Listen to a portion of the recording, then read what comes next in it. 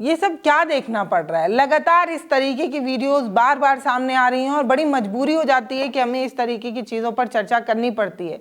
अब देखिए कि मोदी की रैली में कैसे जीविका दीदी लोगों को बुलाया जा रहा है। इस पर हमने पहले भी खबरें बता दी हैं कि कैसे बसों में भर भर कर जबरदस्ती उन्हें बुलाया जा रहा है, जबकि वो आना नहीं चाहती हैं।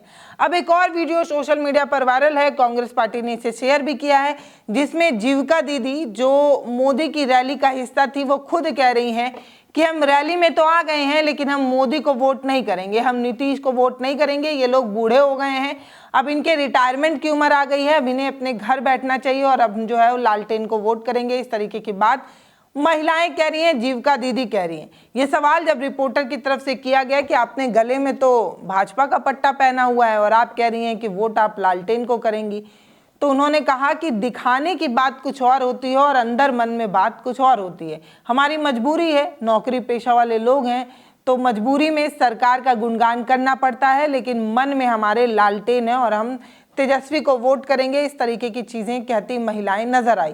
अब ये सारी वीडियो जब सामने आती है ना, तब एक सवाल होता है। सवाल ये कि जब आप एक भीड़ देखकर ये कहते हैं कि माहौल बहुत टाइट है, माहौल बहुत तगड़ा है, इस बार जो है वो प्रचंड बहुमत आएगी, इस बार बयार जो है वो एनडीए की है और ये सारी चीज़ें, तो एक बात समझनी होती है कि हर भीड़ जो है वो वोटर्स में तब्दील हो जाएगी, आपको वोट दे देगी, ये ज़रूरी नहीं है। कई बार भीड़ बुलाई जाती है, कई बार भीड़ ज़बरदस्ती खड़ा की जाती है और कई बार इस तरीके की ज़बरदस्ती का फलसफा ये होता है कि लोग तो आते हैं लेकिन ज़बरदस्ती बुलाए जाने पर खींच जाते हैं और बटन कहीं और दबा देते हैं।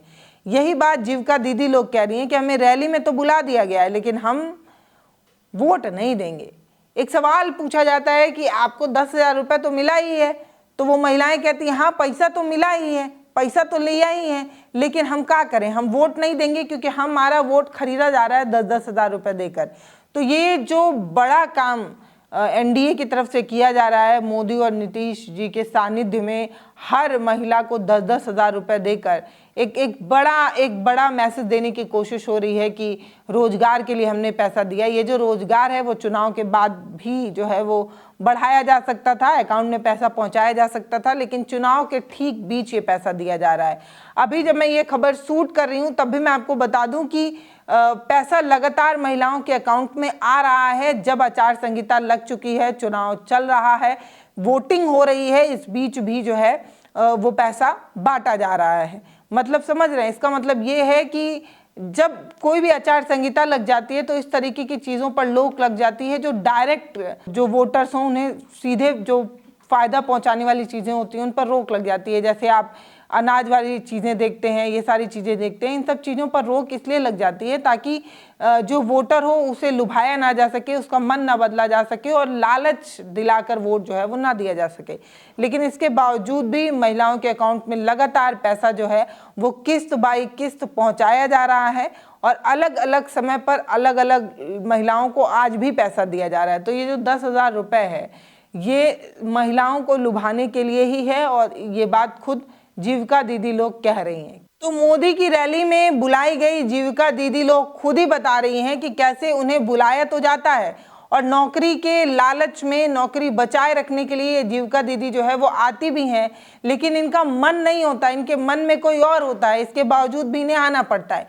इससे पहले भी मैंने आपको एक खबर बताई थी जिसमें बताया था कि कैसे महिलाओं को जबरदस्ती बस में भर भर कर मोदी जी की रैली में बुलाया जा रहा था। इसके बाद कई बार साड़ी और ये सारी चीज़ें देने का भी वादा किया जाता है। तो ये वो सारी चीज़ें हैं जिससे ये दिखाने की कोशिश होती है कि देखिए नीतीश से महिलाएं कितनी प्रसन्न हैं, लेकिन ऐसा होता नहीं है। हर बार जो इस तरीके की चीज़ें दिखाकर तस्वीर के माध्यम से बताने की कोशिश होती है कि देखिए इतनी भीड़ आई, इतनी भीड़ आई, इतनी भीड़ आई।